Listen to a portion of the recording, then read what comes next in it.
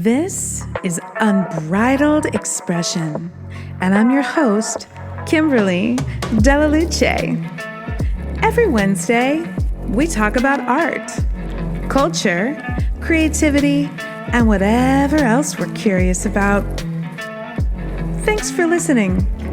And if you like it, please do subscribe and share. Hey, it's Kymberlee. Thank you for being here. Thanks for listening. I have an interesting show for you today on our third episode. This episode is going to be kind of some sort of mix, some alchemy. I decided to go with a couple topics that I had in mind, but I also drew a couple of cards from some different decks. And I'm going to draw a card later in the episode and then just give a little reading from it, a tarot card. So the first card that I drew is from Brian Eno's Oblique Strategies deck that I've had for a long time. And you can probably hear the paper, it's funny. The card is Cluster Analysis, which, I looked at it and I thought, what does that mean to me right now? What does that mean to us collectively? Because that's kind of the way I do things. And I would ask you, what does cluster analysis mean to you? Something to journal about, something to think about. I'm going to just do a first thought, best thought, because I just drew the card. And funnily, just before I came to record this, there were a bunch of trucks out in the alley, and just like our apartment is right on the alley, and it was a cable company truck and garbage truck, and they were doing their reverse and everything, and I was like, I'm gonna have to wait to record because I do have a little bit of a sound studio, but not that much. You know what I'm saying? So I waited for a moment, and then I thought, I'm just gonna have to get going because right now I have the apartment to myself, and this is a good time to record. Also, I have a deadline, and working with deadlines can be tricky when you are surrounded by noises and such. So, cluster analysis is an interesting one. Also, I drew a card from a deck that my therapist gave me. I don't know the name of the deck, but I'll put it in the show notes. It just has like an image and one word. And today's word was obstacles. And I immediately was like, I don't know, I don't want to do that one. But I decided to go with it. And then I drew another card, which I'll tell you about in a bit. So let's talk about cluster analysis and obstacles. Okay. Right now, we're in the middle of a pandemic, and there's a lot going on in the collective that, quite frankly, I'm not going to talk about right now. I just want to say that we, as a collective, are facing a lot of obstacles to justice, to inner peace, to, what would we call it? Well, a good climate. Like we need to reverse climate change. It's just a few of those little things, And for me, on an individual level, I have obstacles in my life that I need to, kind of work through, like we all do. And I'll talk about a little bit about those because those are the ones I know, and maybe some of that will resonate with you. So I think about those two words, obstacle and cluster analysis, together, and think about, like when I was looking at the window, there were a bunch of guys trying to get the garbage truck to go up the alley, and the like cable truck had to back up, and they like ran over one of those little like cement barricade things and dragged it into a parking space. It's crazy. So I'm watching all this and trying to gather my thoughts for this recording, and it just makes me laugh how the universe works, because there was definitely a cluster going on, and some obstacles. They made it through though. Yay! They did it. They figured it all out. And so will we. That's what I say. I have this interesting habit of frequently saying, well, the truth is, and I've caught myself recently saying that and laughing with my kids about how often I'm like, well, the truth is, as though I am the holder of all the truth. And I'm just going to call myself out right now about that. Why not, right? Because I talk about accountability and the system that we're in, and I think about how we probably will get better at changing things if we look inside and say, well, how am I part of the problem? So I think I'm part of the problem by assuming that I sometimes know what's true for other people. Sometimes I do, because I'm kind of psychic, but I don't always, I don't have all the information. None of us do. That's why we're all here to learn together. So yeah, I'm just going to relax. My therapist right now would tell me to take a breath. We can take a breath together. I don't want to blow my air into the microphone, however. That's unpleasant for the listener, I have come to realize. So the other card that I drew, besides cluster analysis and obstacles, was transformation. And I think that we have the opportunity, to transform, as we go through the obstacles, as we sort of, it's like laundry when you put it in the washing machine, or if you hand wash it, you have to agitate it, right, to get them out, right? Like, most things in life require, creativity, even like birth, right? Like, everything requires a certain amount of agitation. And I sort of feel like we're there, right now, in the collective. And I just think it's worth like noticing and talking about, because while I have actually been on kind of a, like riding a happy wave recently, doing this podcast and some other things I'm working on, like not everyone in my life is, not everyone in the world is. There's a lot to grieve, and there's just so much going on, that we can just sort of sit with, and notice that these obstacles that we have to like gently move out of the way sometimes we need to take a hammer and kind of bust them up, I don't know, make gravel, I don't know.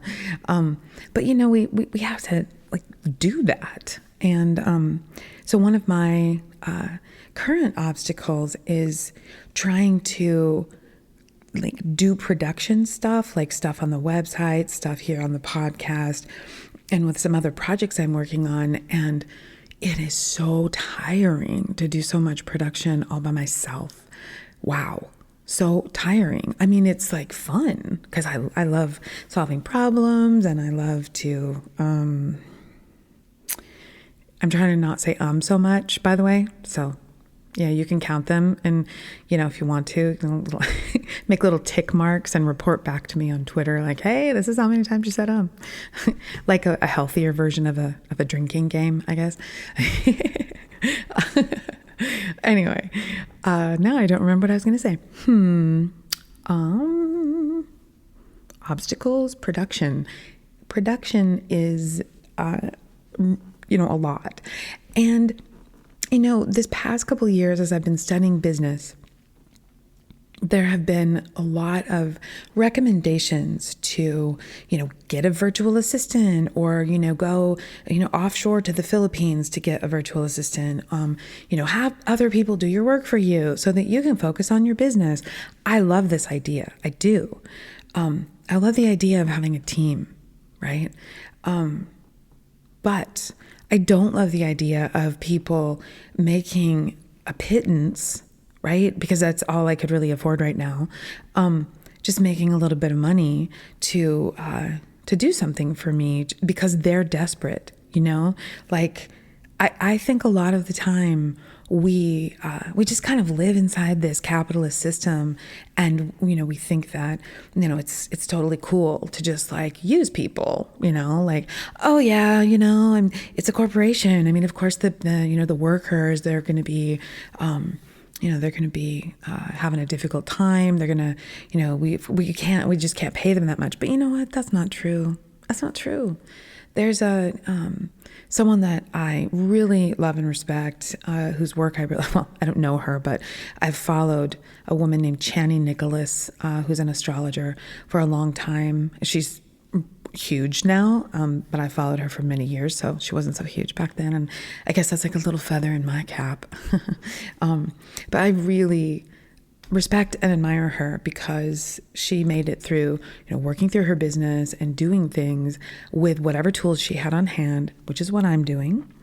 And also, now she has she's incorporated, and she has employees, and her sort of benefits package for her employees is out, it's crazy. It's amazing. When I have a team, and I will, that's what I want to do. I want to be able to give people stipends and a more than livable wage, honestly, just like Dan Price from Gravity. I don't believe in, I cannot support, actually. It would make me physically ill I'm going to start crying. It makes me feel sick inside when I think about being in a situation where I'm benefiting from, my privilege. I mean, do I have economic privilege? No. I mean, I have suffered from classism over the years of being a single mom and living in poverty. There's a lot of my story that I don't need to talk about, but it is true that I still have privilege, right? I live in the West. I live in the United States. I have, white skin and blue eyes. Well, my skin's not white, but you know what I mean?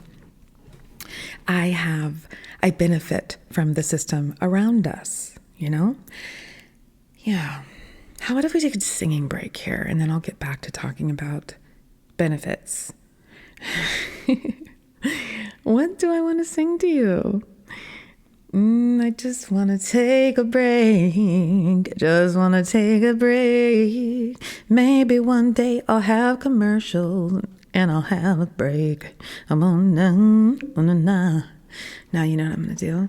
We'll just do like a little singing the blues, and you can add in your own lyrics. So do do do do do do do do. Na na na, da da da da, da da da da da.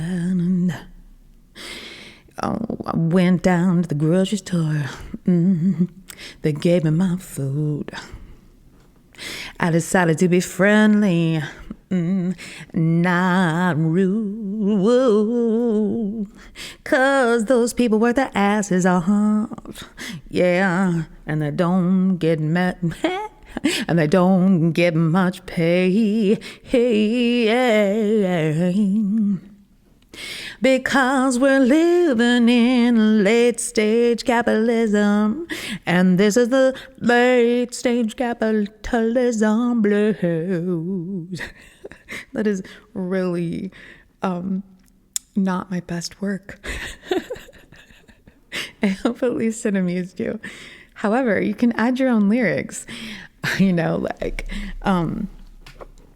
I don't know, I have to walk to work in the morning, and that's that. Every day on my way to work, I see a couple rats. And there's this man who yells at me across the street, dude. And all I want to do is tell him that I'm not a piece of meat, yeah. 'Cause I gotta work. No, I gotta walk to work at 5 a.m, blue out there. Yeah, I see you. I do. I see us struggling inside of a system that is not working for a really large number of people. I don't have a number, but I think we know what I'm talking about. So the other card that I drew was transformation, right? I like that card. And yeah, I invested in changing the system that we're in because I think that, well, I can't do it alone. I know that. The truth is, I can't do it alone. I can't do it alone. However, my daughter tells me that I repeat things for emphasis. I just did that. Okay. When you're recording a podcast, you become very aware of yourself and like the things that you do, your little idiosyncrasies. It's really crazy. Okay. Anyway, I am invested in changing and transforming the system that we're in. There are so many obstacles to humanity having, a more flowing existence and being aware of the system that we're in. One of the ways that we have to do that is calling out the stuff that's not working, like paying people a tiny little amount of money when people at the top are making a humongous amount of money, right? I'm not going to go into all the nitty gritty of that on the podcast because you can look at the news, right? Follow Robert Reich or Bernie Sanders on Twitter and they will let you know what's going on. It's kind of crazy. And so, last week I talked about bro culture and how problematic it is. And this is like, I guess I'm just kind of continuing on with that while also hopefully entertaining you a bit along the way. But there are things happening, things that really need to change. And if we just sit by and we're bystanders, not the best situation. So, yeah. Speaking of, one of the things that I wanted to share with you is I hesitate to say the guy's name, but I'm going to do it anyway. He's famous. He's an art critic, and he spouts off his mouth on the internet, as we all do, right? Like everyone shares their thing. Everyone gets to do that. However, I'm looking for it on my phone, which is why I'm stalling. I have it pulled up. I really do. I have it in my favorites.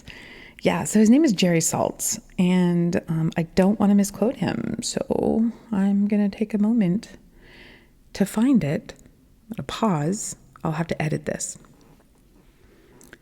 Okay, so Jerry Saltz, last Thursday, said, New Year's resolution for those in their 20s and 30s. Stop speaking to your parents more than once a week. They are loving you to death. You spend half the time on the phone lying to them anyway. You can't individuate and have your nervous breakdowns on your own. No, he says, you can't individuate and have your nervous breakdowns on your own. It hurts your work. And I'm not sure what he means by that last bit. Anyway, so a lot of people in his comments disagreed with that. A lot of people. People said things like, "Dude, I'm by the way, this is paraphrasing. You can go and look at the post if you want to see." But a lot of people disagreed with him and said things like, there's a pandemic. What are you doing telling people not to talk to their parents, right? Like, what kind of Western thinking is that, et cetera, et cetera. And I said, I'm going to paraphrase because I don't have, so here's the thing. I made a comment and he deleted it and blocked me. So it's interesting that he did that. And what I said was something along the lines of that it's interesting to me how often cis het white men say things like this. That is some really bad Western advice, right? Advice from like the Western context. And yeah, I think that's one of our obstacles, right? We are so crazy about individuating and, pushing out, getting away. We've been doing that, we have a history of doing that. The Western, canon is filled with stories like that, the United States especially. And then as soon as we hit the edge of the Western contiguous United States, then we got to go to space now, space, the final frontier. And what's going to come after that? I don't know.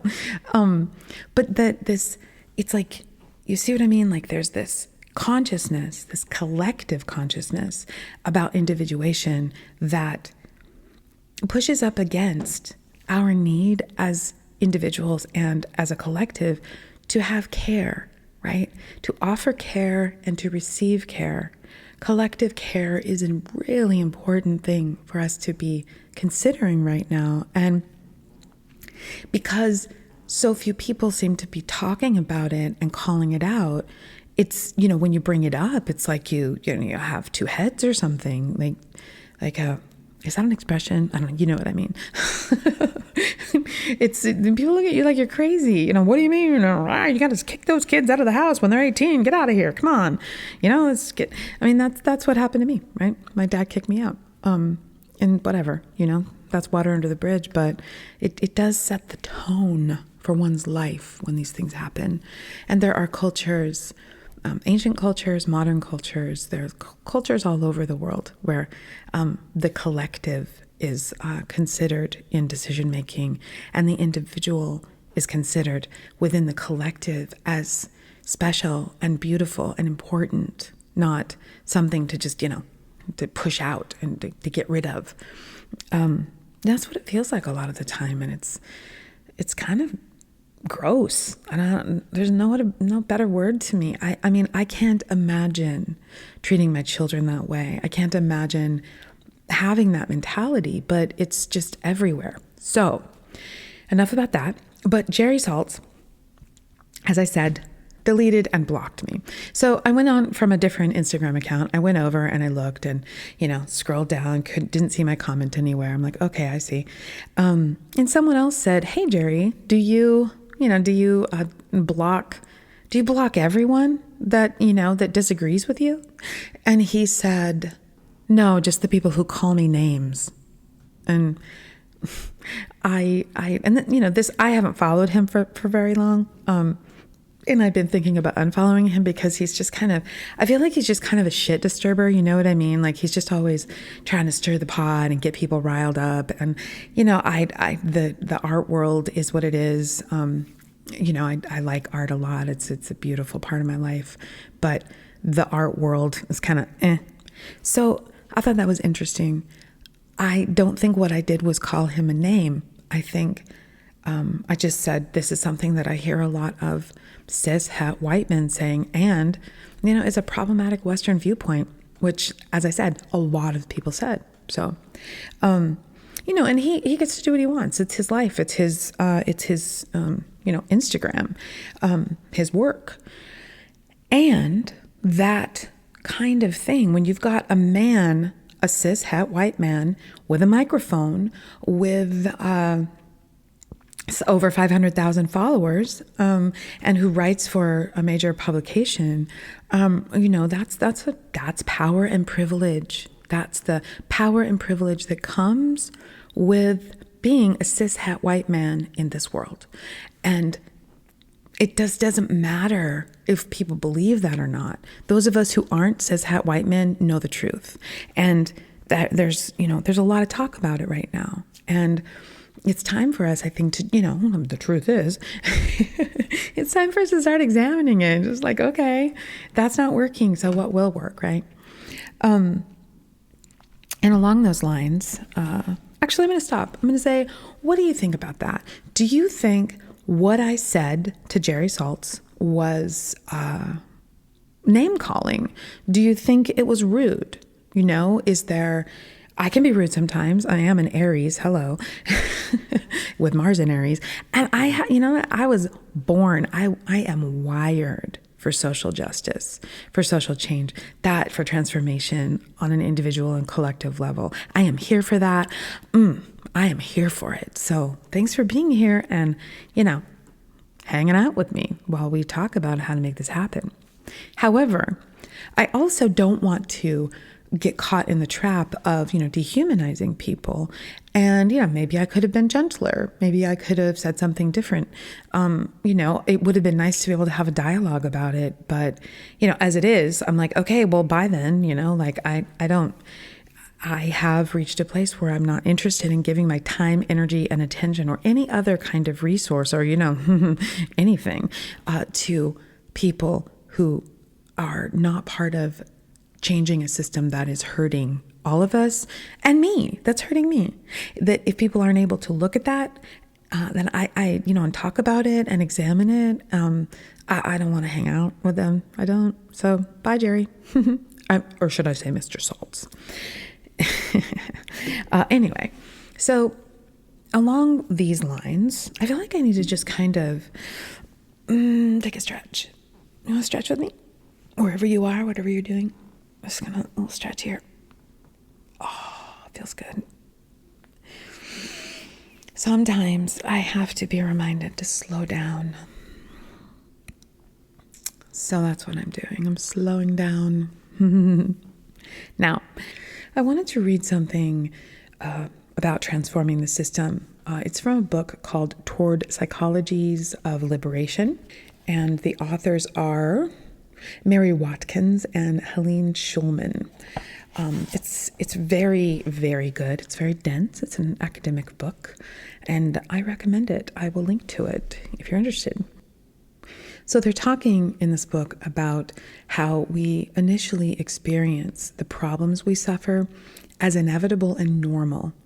They say in this magical stage, we sense that things are being caused by factors beyond our control or understanding, and thus our power to comprehend or to change our circumstances.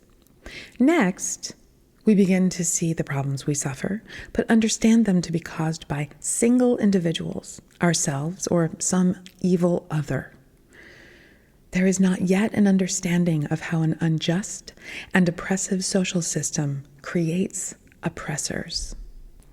They say what was previously seen as personal problems are frequently now seen as community problems and often as class problems. Only at this point is dialogical collective action used to transform the context. So let's just break that down for a moment. How does this fit in with everything we've been talking about? Obstacles, cluster analysis, transformation, and the continued conversation that I want to have about how we create change without dehumanizing the other, right? Ourselves, right? I have parts of myself that I dehumanize sometimes because that's how I've been treated a lot, and I'm trying to unlearn that. I think most of us have that, if we're honest, right? But there's also the, sort of finding someone else, right, to be the problem. They're the problem, and, I'm not the problem, they're the problem. And, I mean, sometimes people are the problem because, as the quote says,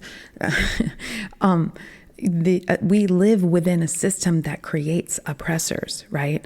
So there's a really famous podcast host who is, I'm not going to say his name because I'm not going to give him any airtime, but he's kind of a shit disturber. He's a cis het white man, and he, mouths off and creates a lot of, just says a lot of things that are his opinion, but he states them as fact. And then people follow him because we live in a system where rather than being taught to think critically and to be autonomous and have our own, sense of ourselves, we live in a system that, that just sort of has us, listening to people and following people, being spoon-fed information and then, acting from that place, right?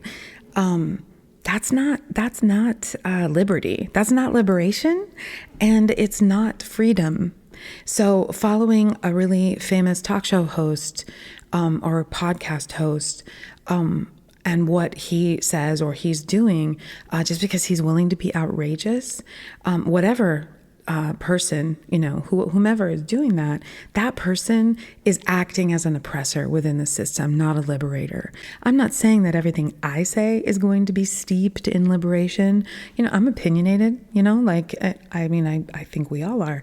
But I think there's something about holding ourselves accountable to, having some integrity, to seeing how our actions are affecting other people. And we do that when we see the system, right? And right now we're going through such a huge rupture in the system that we're getting an opportunity to see what's not working. If we do it right, right? If we do a little cluster analysis and we look at the obstacles, we can have some transformation. Yeah. In lighter news, last night my family watched Rudolph the Red-Nosed Reindeer, the little kids show from the 60s or 70s from when I was a kid, Gen X here. And it is so funny. It's so funny to watch it as an adult. And it's really fun to just sort of make fun of some of the stuff you see. So if you haven't watched a kids show in a while, a little kids show from your past or whatever, I think things from the 60s and 70s are hilarious. They're so funny. And we just decided that Rudolph, the entire show is so gay. It's just so gay, and I love that about it. Thank you. What are their names? Rankin and Bass. Thank you for a very gay Christmas with Rudolph the Red-Nosed Reindeer. What did I promise you? I promised you a tarot reading. Let's do this. Yeah. I want to sing a song I just like to sing 'cause I got this microphone in my hand. Yeah. Are you going to sing your blues with me? You're going to go back to that spot and fill in or write down your words? I hope so. I also hope you'll hit me up on Twitter and let me know what you think about you can tell me what you think about me, about this episode, about the stuff we talked about. What cluster analysis are you doing? What obstacles are you overcoming? I'd love to know. Yeah. Also, you can, you don't just have to do it on Twitter. You can also, these episodes are also on my blog, KymberleeDellaLuce.com/blog. So you can just find them at KymberleeDellaLuce.com. So they're there, and you can let me know in the comments what you think. I'd love to know. If you're mean, however, I will delete the comment and block you, because I don't hang out with mean people. You can be truthful. You can be very truthful with me, but you can't be mean. I've had that, and I'm all done with it. I've had that, and I'm all done with it. Can you hear this? I'm shuffling the cards while I sing. I've had that, and I'm all done with it. Whoa, I almost spilled all of them. Oh my God. Okay, here we go. This is the card for this show in this moment. It is the Shaman of Cups, also known as the King of Cups. The deck that we're using is the Mother Piece. My daughter and I use the Mother Piece tarot deck, which is fantastic and very feminist. And she's the writer and artist, Vicky Noble, has such great stuff to say about social change. And she was doing this back in the 80s, right? There's a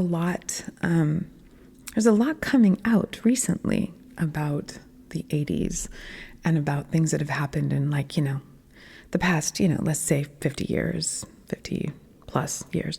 In art, there's a lot coming out. I haven't talked about any of that in this episode. Darn, I feel like I've been rambling, and not in a bad way, but just kind of, I decided to just kind of keep it loose and just talk. So, yeah. Okay, so we need to talk about the Shaman of Cups. Now, I don't know if I said that it was reversed, right? So that I drew it in the reverse position.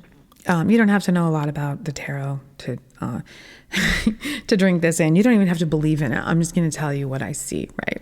So cups are all about our feelings, right? To some degree, the unconscious. So all about our feelings. The king, the shaman of cups upright really stands for like a really positive masculine, right?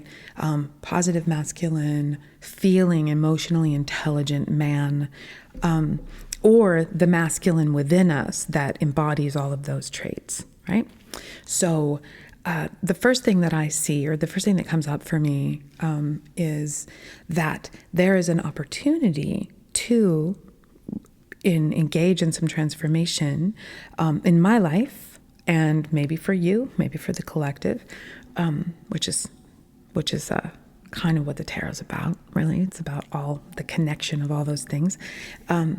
There's an opportunity for us to claim the part of ourselves that is emotionally intelligent, that is wise, that can offer wise counsel, that is available for people, for our community, and who's maybe been through some things and knows how to lead. He's a leader. And so it doesn't matter where you fall on the gender spectrum, wherever you fall, we all have these parts of these, let's call them, most people will call them archetypes, right? So you have a positive masculine inside of you. I do too, who's capable of being emotionally intelligent. And what does that look like for you? For me, I can say, since it's blocked, since this was reversed, I need to maybe think about bringing forward more of that part of myself in my work. I do that in my personal life, but I think that there are times when I can hide behind my more playful. I like my playful persona. I love my personality, quite frankly. I do. But there's another part of me that, sees really deeply and can offer wise counsel, and, I can step up and bring more of that into my work, maybe in a more adult way. Maybe in more of a leader way. I don't know. That's just the first thing that came up. I will describe this image to you really quickly, so in case you're visual. So let's see, again, this is upside down, but right side up, there are two pillars, and there is a shaman pouring something into a cauldron, and there are fish jumping above their head, and there's some symbols, including a shell, maybe some seaweed in the background, and it's got like teal background, kind of like the color of the Mediterranean Ocean. It's really beautiful. And the character is actually quite gender neutral, which I love. And I think at the beginning of this session, why did I call it that? At the beginning of this episode, I said that we're going to do a little bit of alchemy, a little mixing it up. So I guess that's it's kind of accurate. That's what we've been doing. And I know that not everyone is as nonlinear as I am.